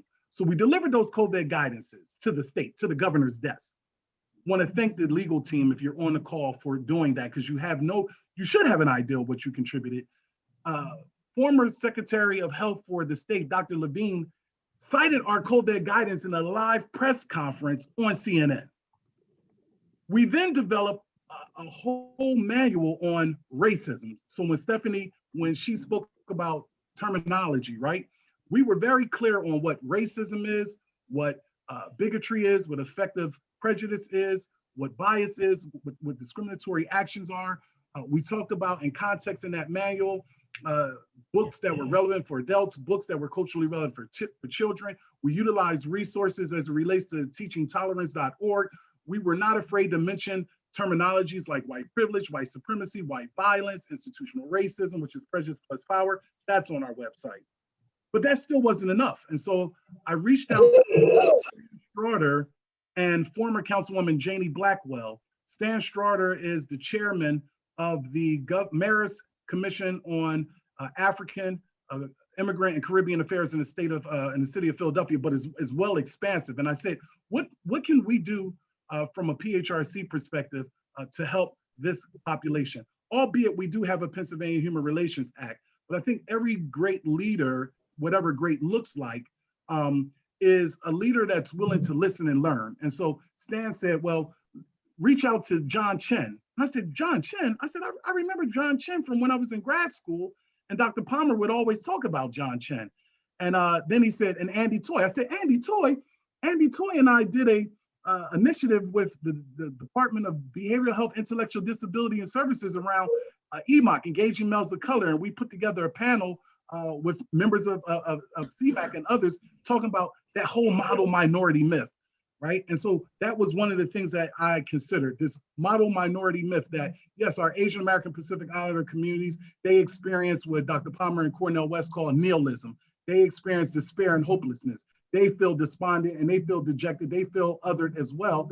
And it's not always that, because of cultural things, maybe they don't reach out to a counselor. Maybe they don't come into a safe space and or brave space to share their narrative. So we convened this meeting and we talked about some things. And then I said one of the interesting forms of media is let's use it from an advantageous standpoint. So I called Nydia Hahn from Channel 6, who's a dear colleague. And I said, Nydia, is there anything that PHRC can do? And she said, yes, glad you called. ABC News, we're getting ready to do a town hall on Facebook Live. And I was the only African-American on there. And it was important for me to take my humanity and stand in solidarity with individuals who don't look like me, but that's, the false construct of race. But we bleed the same. We all want the same thing. Hopefully we all want the same thing, which is protection under the law. And when we got off of the Facebook Live, literally 22,000 people have viewed, not afterward, when we got off, 22,000 people. So then Nydia said, well, Asian American Pacific Islander Heritage Month is coming up. Would you like to come on Visions and just talk about, what PHRC is doing? We ended up doing that. And then there were a series of how to file a complaint that happened in 3 of our regional offices. Now, just be mindful when we were embarking upon it, the Philadelphia Regional Office, the Harrisburg Regional Office, and the Pittsburgh Regional Office under the great leadership of the former Regional Director Diana Metley in Philadelphia, the great leader in Pittsburgh, Heather Roth, and then the great leader in Pittsburgh, Lyle Wood. We weren't doing this for the Asian American Pacific Islander community. We just said how to file a complaint, but subsequently, we probably need to go back and do another one specific for this population. And then I called Patty Kim. One of my dear friends, Secretary John Wetzel, I called him 2 o'clock. He's the Secretary of Corrections, called him 2 a.m. in the morning, and I was just troubled in my spirit. And as a man of faith, I prayed, but I said, okay, well, I still feel despondent. What can we do for this community? He told me, he said, reach out to Patty Kim. I said, oh, wow. A.G. Shapiro, Patty Kim, State Rep Frankel and I, we were on a panel together talking about the growing racism and anti-Semitism. And it was just a great nexus. And I reached out to her and you heard what she said. Thank you for the sentiments, but it was just amazing learning from you, putting that press release together with you, but not just a press release, but speaking truth to power. So directly after that, we had another call where it was Commissioner Alina Sarathia from PHRC, John Chen, Nydia Han, and others, and we started talking more about wanting to do something. And then directly after that, more conversations with Carl and myself and Tamika. What can PHRC do? We need to do some training. We did look at our PHRA and all the things that we can do, but then the moment captured us, right? Coronavirus didn't allow us to go out because one of the things that we wanted to do was go to the community. Asian Arts Initiative, bring interpreters there, set up a safe space and brave space for the Asian American Pacific Islander to come and talk to us about some of the things that we're talking about today. We still plan to do that. But as we're doing all these things, hate doesn't take a day off. The shadow of hate just permeates throughout the democracy and specifically the Commonwealth. We had a situation at a school that we can't announce right now because we're doing some things with that school, but immediately the director of communication for PHRC, Stephanie, and myself jumped on this call with this superintendent, and we said, we're not from a government entity, PHRC and her commission, going to sit idly by and allow this school to sweep the hate under the rug. And that's why you can't buy into stereotypes and myths, because you would think I was the more vocal person. No, it was Stephanie. Stephanie was like, I'm going to give you the lunar calendar. I want you to give it to all teachers. We're going to do this. We're going to follow up with you. And as Laura and I thought the call was coming to a vast close, it was Stephanie that was saying, now let's recap. That's the word I'm using, but she was like, let's circle back around. We're going to do this. We're going to do that. And she held him accountable. And so, you know, what you just saw with Stephanie talking tonight, that leadership, that poise, that eloquence, excuse me, is something that, you know, that's who she is. So then PHRC said, well, what can we do with these microaggressions that may happen in the workplace? And so our Deputy Chief Counsel, Morgan Williams, and I, we partnered with EEOC and our colleagues, Kurt Young and Jamie Williamson, for a partnership grant that looked at the PHRC working in the Asian American Pacific Islander community for a listening tour. What are the issues? We want to listen. We want to be able to formulate a plan in conjunction with the community, not imparting our expertise and wisdom on the community, but working in the collaboration. And our partnership grant got submitted, but then it got sent back because the folk in Washington thought that my language around, you know, position it for everything that we're talking about now, the white supremacy ideological rhetoric coming from the president, was a little bit too harsh, right? So when you talk about civil rights and human rights, 3 tenets are truth, love, and kindness. It was written with truth, love, and kindness, but it got sent back. And now that we have a new administration, there's like, Chad, put that language back in and send it back, right? So you see the paradigm shift. And then lastly, one of the things that PHRC did was Andy Toy and I had a conversation and we concluded, and I'll hand it off to this next brilliant human being that I really look up to. We concluded that not only just the town hall, but also trainings. And so Carl Summerson agreed to do hate and ethnic intimidation trainings for the AAPI community. So these are just some of the things that we did and that we're doing. And as Dr. Palmer said, it's not a one-off. We're committed to this. Our Director of Fair Housing, when we're looking at housing materials, we make sure that they're relevant for this community. Every aspect of our senior leadership team and our staff, and for the staff that's on the call, this is who we are. We don't just process cases for EEOC and HUD. That is part of it. This is another part of it. This is not the major part. It's not an either or, it's a both and. Justice calls us to this space so that we can address this. Because our humanity also calls us to a higher level of our humanity to simply say, this community needs our support and various other communities need our support. And so I've learned so much this evening from each panelist. And once again, as Dr. Palmer verbalized, this is not the last in a series of things. It may not be this format, but certainly we're going to continue to do work in this space, because as Andy Toy brought to our attention 2 weeks ago, you had a hoagie place, fast food hoagie place in Philadelphia that was using racial terms in a non-flattering way to stereotype and discriminate against the AAPI community. And so this stuff is deeply rooted, historically rooted. We can't be afraid with love to address it. And that's what we tried to do here this evening. And I know we have more time because there's going to be a call of action. We attempted this evening to convene what we call at the PHRC, the beloved community. The beloved community was created by Reverend Martin Luther King Jr. and Rabbi Abraham Yeshua Heschel. And the beloved community doesn't say agree. The beloved community just says, come on in. And if you disagree, try to do it in an agreeable manner. Do it with love. The beloved community doesn't say that you have to see everything the way the panelists see it or the way the PHRC is progressing. But what the beloved community says is, if you spend a little time with us, and from that Black church tradition, just hang out with us a little while. You'll learn a little something. You'll grow a little bit in a different way. And maybe some of the isms, as you have said, Doc, where we're always so convenient to talk about racism that someone else has, the isms that we need to work on and our self-introspection is always part of the ultimate self-liberation. Thank you, Tamika. Thank you, Executive Director. So I'm going to turn now to Carl Summerson.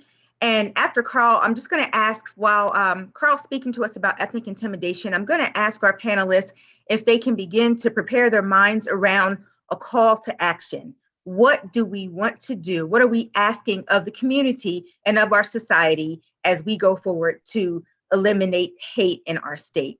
So our last and final panelist this evening is Mr. Carl Summerson.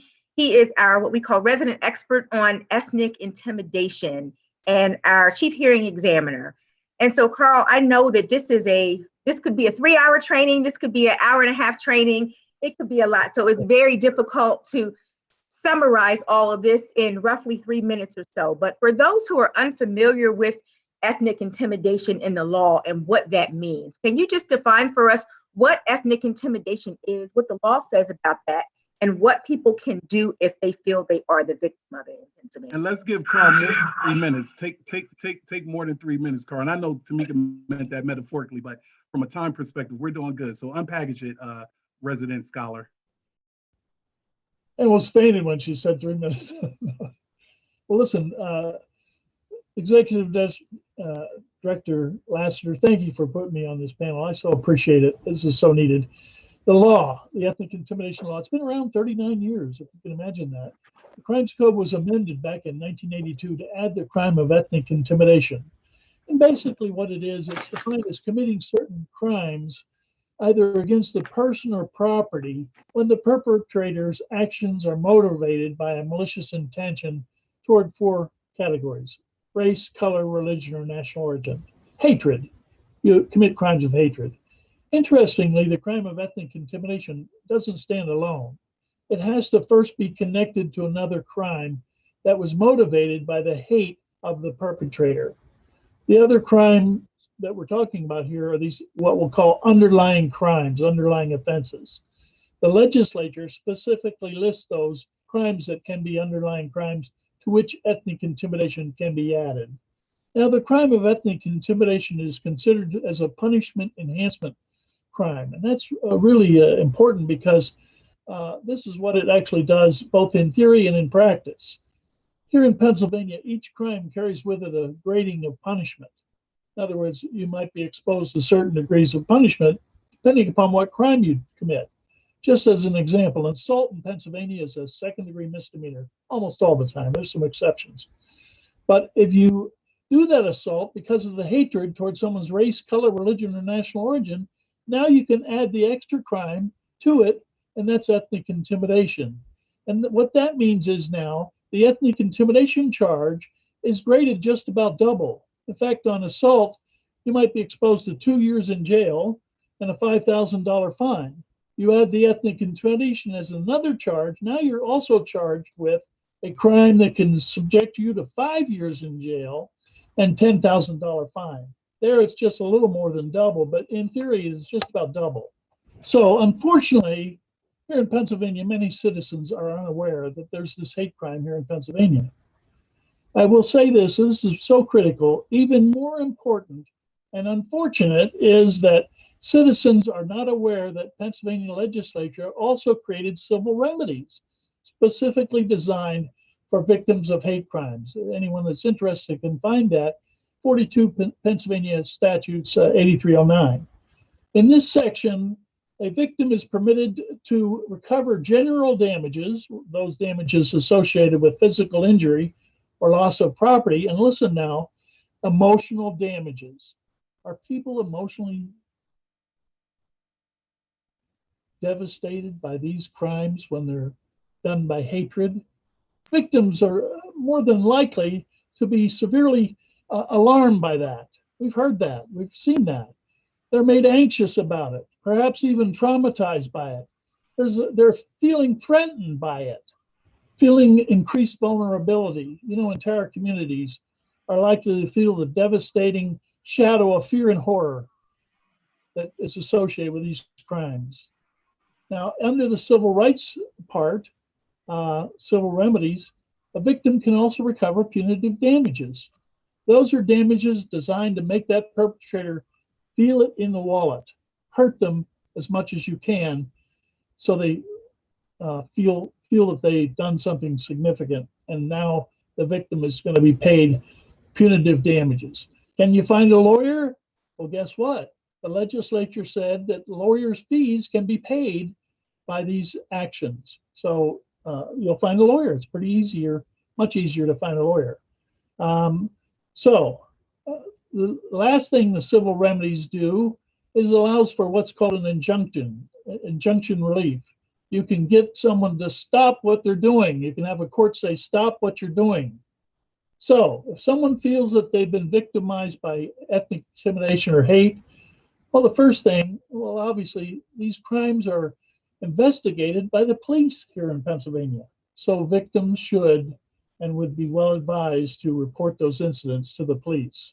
Now, even if you don't report the incident to the police, don't forget, you still have this cause of action for civil remedies. So speak to a lawyer if you've been victimized or know someone that has. Actually, in my opinion, each and every criminal act motivated by hatred causes some injury, whether it's physical or mental. These scurrilous acts of scorn and criticism are certainly an affront to a victim's very honor and self-respect. That's, if a perpetrator is known, the lawyer can help someone secure monetary judgment against that individual and have the perpetrator pay your lawyer's fees. You know, when we heard that Juju Chan's Nightline report, every one of those incidents, I thought about it. There are incidents of ethnic intimidation, hatred is motivating those underlying crimes that's happening on those films. What's sad about it is that the police sometimes don't recognize that. We have to make them recognize that's what's happening there. Until they do, in fact, here in Pennsylvania, you know, we talked about reporting. The legislature in 1987, I think it was, let's see, was it 87? Yeah, 87. They modified the administrative code, section 710. Every police department in the Commonwealth are supposed to report to the Pennsylvania State Police incidents of hate. Incidents of hate. Do they do that? Well, you've heard someone say there was only one. Said there was one. Well, you talk to the community, they know there's been more than one. Maybe they don't report them, but still, if the police know about them, they're supposed to report that to the state police. So that's ethnic intimidation in a very small nutshell. These trainings can go up to 3 hours. Threatens people. I received a longer training, but I'd be happy to train community about this. And I think we're working on that to organize a time and place and how to do that. Okay. Thank you, Carl. Thank you so much. That is the truncated version. I've never heard him deliver it in 5-6 minutes. So that was absolutely excellent. Thank you so much for your summation of that, Carl. So again, Tamika, may I just tell the distinction between the crime and coming to the PHRC? Sure, please do. Yeah, just quickly. There's a difference. There's a difference in terms of where you go when something happens to you. Maybe you're at work and someone is harassing you because of your national origin or your race. That employer has a responsibility to provide a workplace free from that stuff. failure to do so gives you a cause of action under civil rights protections like the Pennsylvania Human Relations Commission. Maybe the local commission in Philly or some surrounding communities have local commissions, EEOC or HUD that's in housing. That's one avenue. But while you're in that employment, someone's harassing you, guess what? That's also a crime in Pennsylvania. That can also be told to the police that that's happened in the workplace. For some reason, people just don't do that. Think about it. If you shoot someone in the workplace, are they off because it's in the workplace? No, no. So there's the distinction is the PHRC protects someone in their civil rights. The ethnic intimidation provision protects them from that criminal behavior. Okay? Thank you, Tamika, for allowing me to add that. Thank you so much, Carl. And that's an important distinction that we do need to make clear. So in summary, as we wrap up the program this evening, we really do, and we tried our best to center the voices of those who are experiencing this particular type of hate incident. So I'm going to call on the members of the Asian American Pacific Islander community who are on our panel this evening. I'm going to start with Mr. Chen. I'm going to go to Ms. Sun next, followed by Mr. Toy, and I'm going to give the last word to Representative Kim about our call to action. What is it that you would like to see the community, the society, what can we do to stop these incidents of hate, or anything that you want to bring to our attention in this moment in time? Yeah, thank you, Ms. Walter. I just want to thank Dr. Walter Palmer again. Every time I see him and hear him and talk, he grounds me, and that's just fantastic. And again, thank you for this Human Relations Commission for organizing this. Here's my call to action, okay? I think sometimes with the divisiveness that's in our country and in the institutions, it creates this competition for who's a greater victim. If you're a victim, you're a victim. There's no severity of victim for one group or another. We are all victims and we are victims of crime. And my call to action is that Asian Americans, African Americans, Caucasians, Hispanic Americans, if we are victims of crime, we should all come together to stop hate. Last year, we had 499 murders in the city of Philadelphia. We're at 92 today. This is out of control. And if we can come together as groups to fight hate, I think we will move forward. Thank you. Thank you so much, Mr. Chen. Next, Ms. Sun, a call to action. Hi, my call to action is record and report. Stand up, speak up, and do what is right. Don't forget, the cell phone in your hand is the most powerful weapon for you. And all of us, we have that. When you witness any types of hate crime or discrimination, when your safety is secured, please shoot a video, take pictures, make notes of the location, names, and time, and try to write down whatever details you can remember and report it. And yes, and we know there's far more than one incident in the whole AAPI. And also, no matter where you are, decide to report to the law enforcement, and also don't forget to talk to your elected officials and government agencies. Let's all work together to get the criminals and racists accountable for their action. Thank you. Thank you so much, Ms. Sun. Mr. Toy. Yeah, I have three really quick ones. On an individual level, I think we all need to reach beyond our comfort zone, and really be ready for some hard conversations with other folks that maybe don't always share the same viewpoint as we do. But it's important to have those conversations if we want to reach beyond our bubble here. From a group point of view, I think we need to be allies for one another. And we also need to be brave. We need to be brave to call out things when we see them, even if it doesn't feel like everybody else might agree with that. I think that's Chad is a perfect example of that. And then third thing is sort of from a more societal level.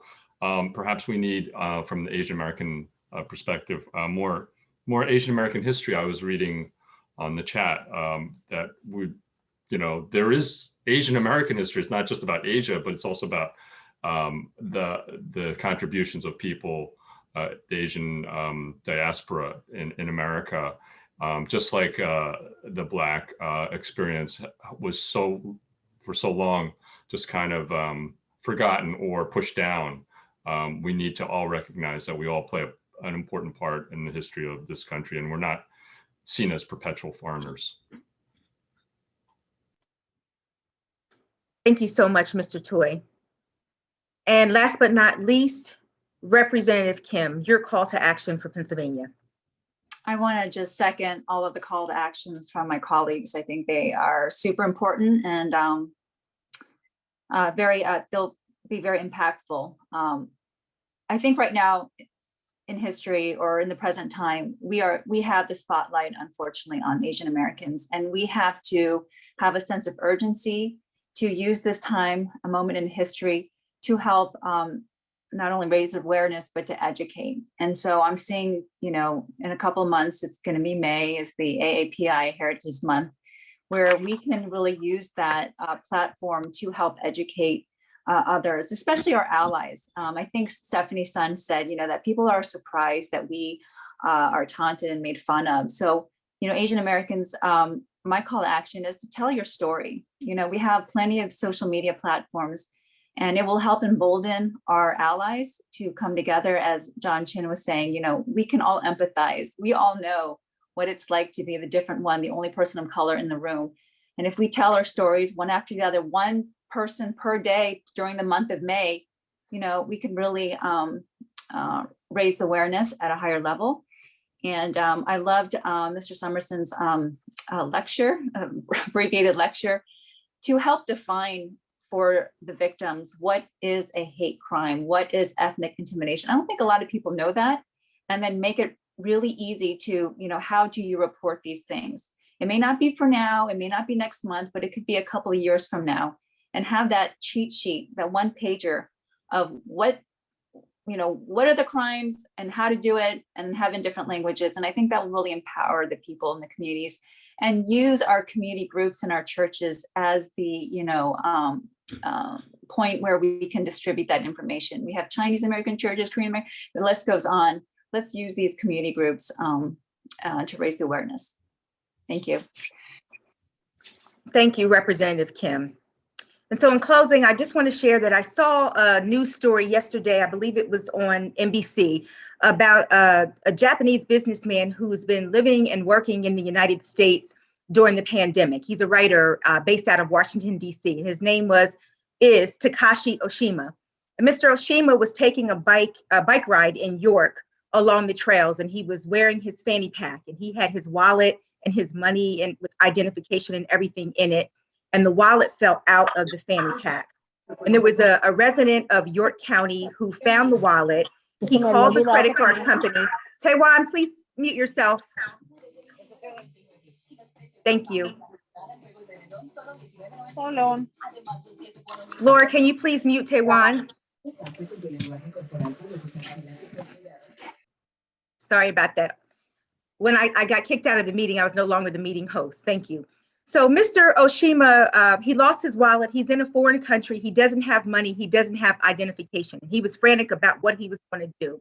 And the gentleman who found it called his credit card company, let them know he had found it, that no charges had been done. And he made a way to connect himself with Mr. Oshima. But he wrote him a note. And in this note, he said, today it's you, tomorrow it might be me. And so as we talk about incidents of hate and discrimination, what I think it's important for all of us to know that today it might be me, but know that tomorrow it could be you. And that's why it's important for all of us to see the humanity in one another and recognize that just because it's not happening to me or my group today, it certainly could be you and your group tomorrow. And that is why it's necessary for all of us to stand in solidarity with one another when there is hate. Injustice towards one is an injustice towards all. So we thank you all for participating in our town hall this evening. We appreciate your time and your attention. For the Pennsylvania Human Relations Commission, I am Tamika Hatcher, and we are working towards no hate in our state. Thank you. Have a good evening.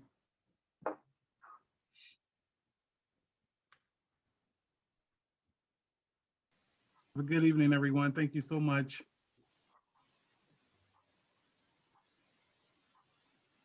Thank you for a rich discussion. Thank you for joining us. Thank you so much. Thank you, Chad. Good to see you. Oh, hey, Dr. Yanks, how are you? I don't see you, but I hear your voice. Yeah, well, you want to see me? I'll let you see me here.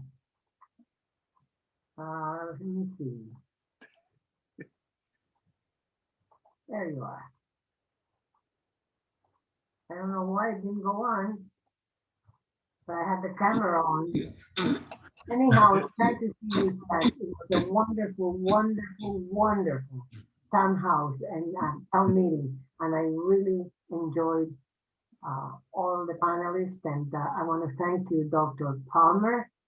It was magnificent. You were inspirational, and you brought to mind many of the things that I have heard throughout my life, and some of the things that I, as a Puerto Rican, have experienced. Did you hear Dr. Yanks, Dr. Palmer? I did. Thank you so much. I did. Right. Thanks all. Thank you, everyone. Good seeing you. Appreciate it. Well, Thank you to so be much. continued. Yes. We got to and- continue and- this. And Andy,